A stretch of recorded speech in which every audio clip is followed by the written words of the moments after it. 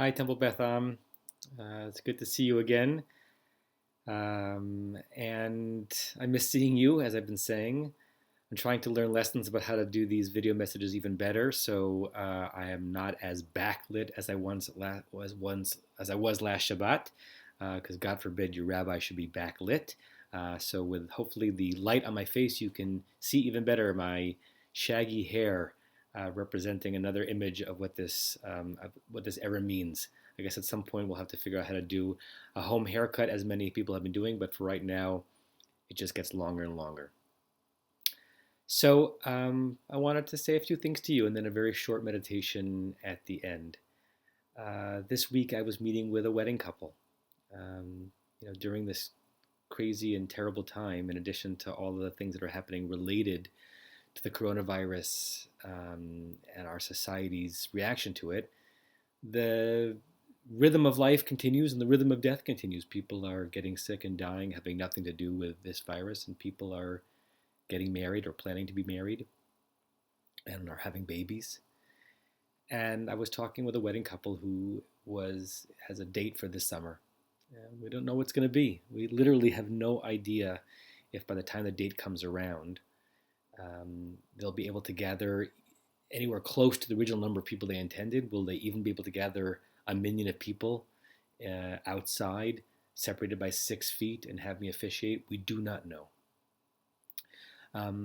As we were talking, and I was thinking about their predicament, and it really is a predicament. I can't imagine if something catastrophic interrupted my wedding plans from 21 years ago. I also wanted to help them get a little bit of perspective on the issue. And sometimes when we go for perspective, we reach too far for analogies, and I wasn't sure if this was going to be too far for them, but they said that it resonated for them.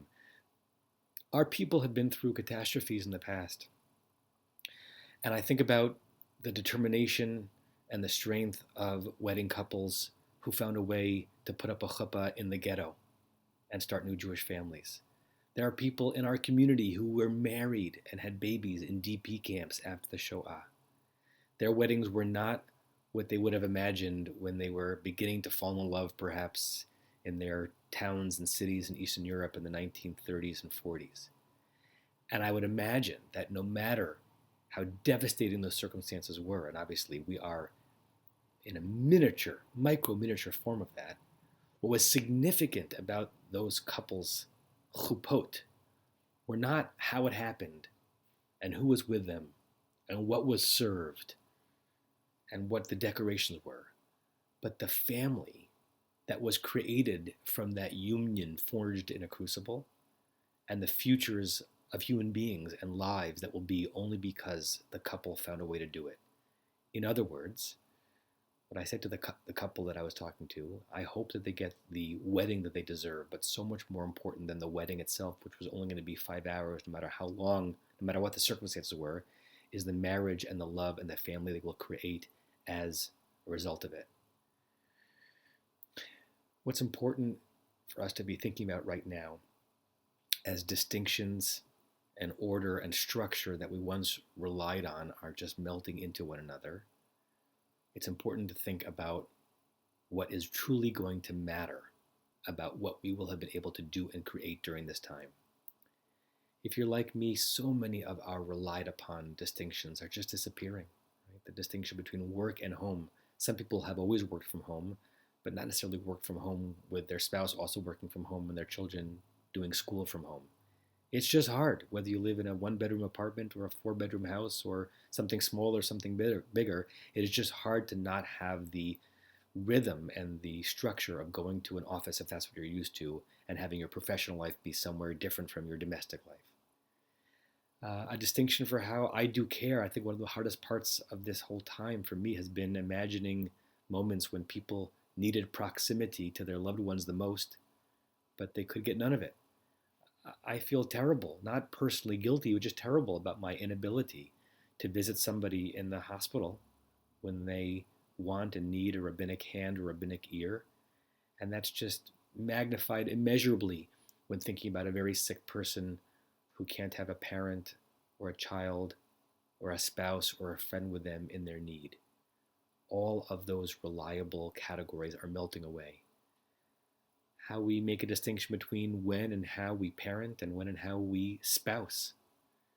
The distinctions one day for one another.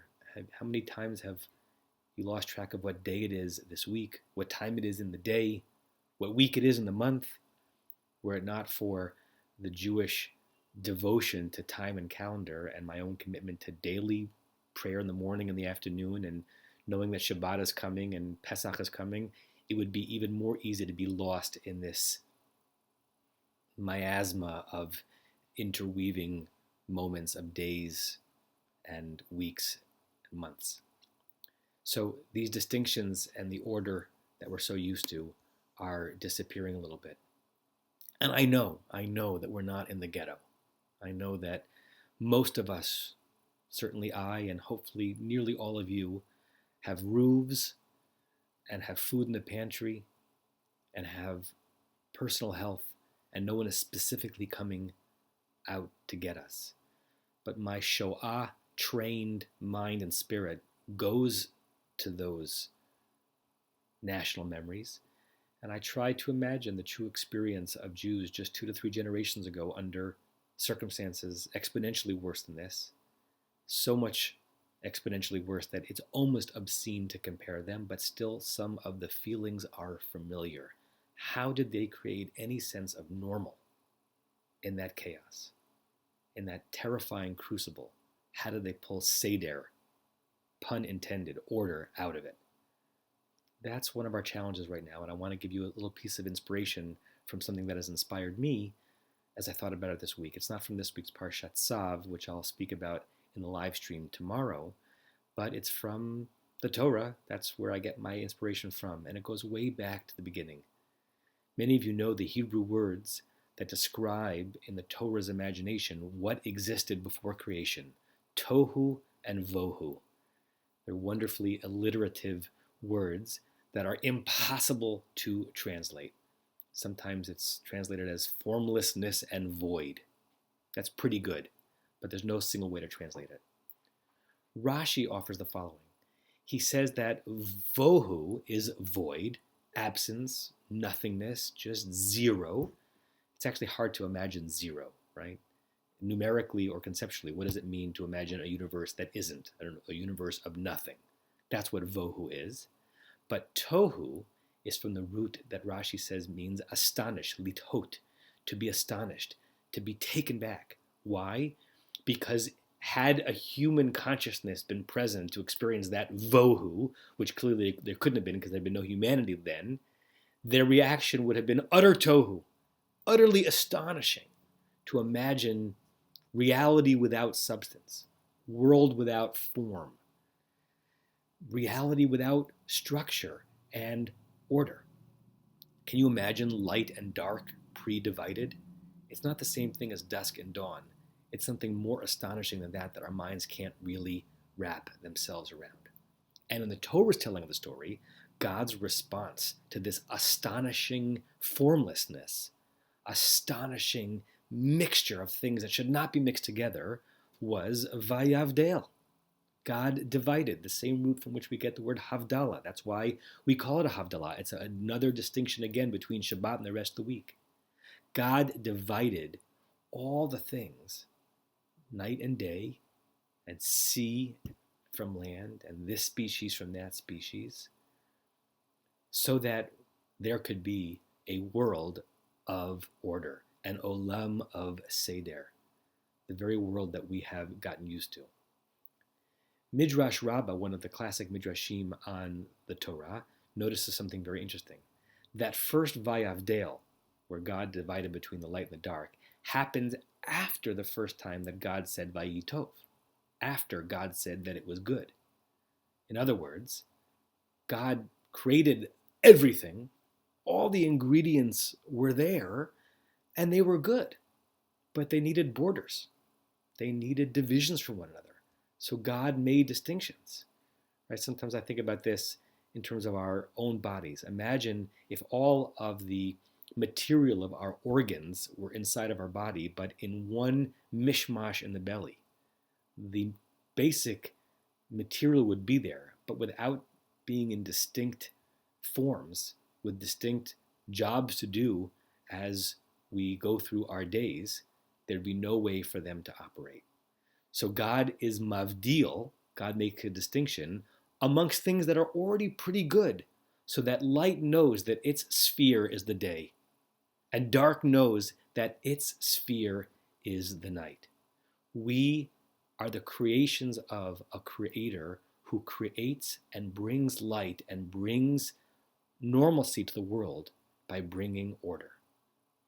I think that there is a similar pattern for us as we approach this tohu and vohu, or this vohu, which we're experiencing as tohu. First of all, it's okay to name that this is a void. It is overwhelming.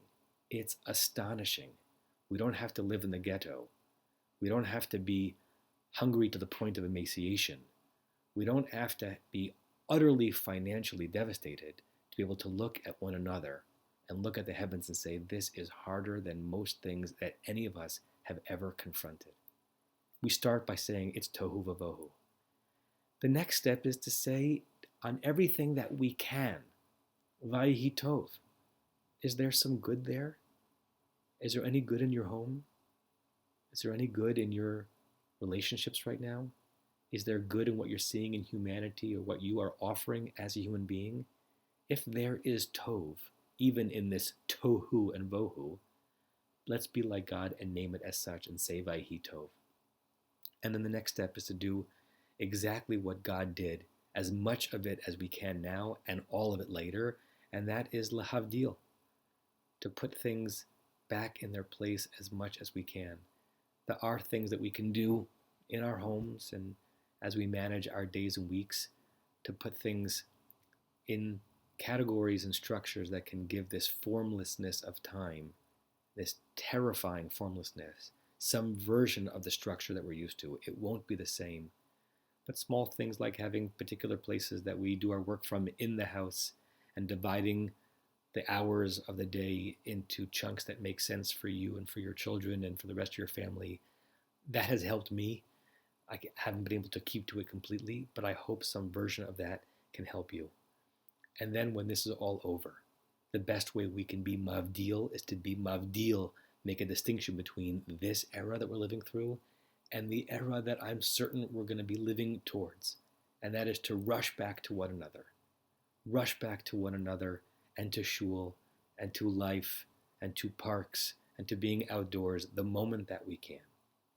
Our determined response to this must be to recommit to the very order that predated this chaos and will outlast it.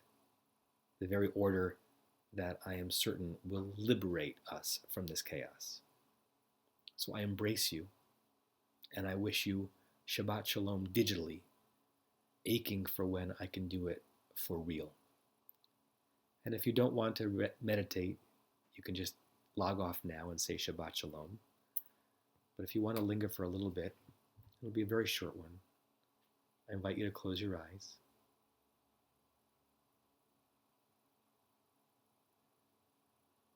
And I invite you to start breathing in that way of breathing that is intentional and dynamic, a breathing that you can feel, a breathing that you're aware of. And I wonder if you can feel in your body the tohu and vohu, the astonishing formlessness that is all around us, that is so overwhelming. And with the nimble, agile faculties of your mind, can you see it in your mind's eye?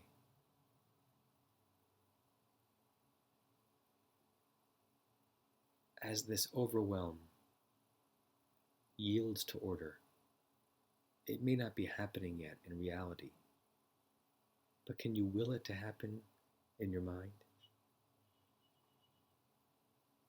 Imagine a kaleidoscope whose colors immediately become distinct from one another.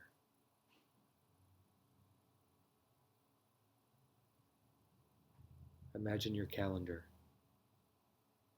crisp obvious, clear as to where you should be when. Imagine that swirling, confusing overlap of sensations and emotions that you have. And imagine them falling into categories, willing it to be.